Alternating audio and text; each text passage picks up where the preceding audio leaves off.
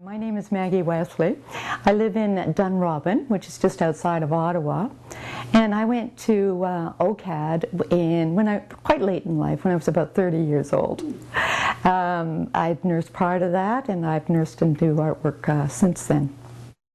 I'm going to be talking about my piece Rhythm and Steps.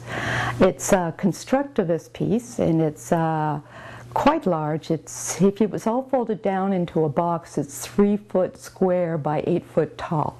And when it's opened up, it's, I think, 12 feet long and 8 feet high. It has multiple positions. It was based on a farm. I grew up in a farm, and the farm had multiple staircases.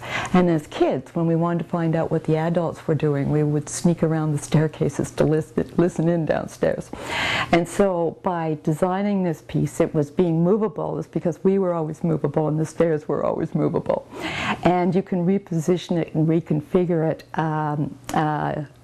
to reflect any kind of environment that you're interested in. It's primarily constructed from baths because a friend of mine had a large pile of baths, and he owned a lumber company, and he said nobody would buy it.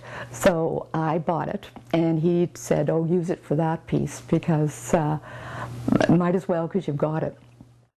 First, I designed a very small maquette out of styrofoam and foam board, and then once I had that all completed and worked out in my mind, I started doing it large. It was some difficult problems to solve as to how to make this thing go totally in reverse, the jointery on it. And once that was resolved, I was able to continue.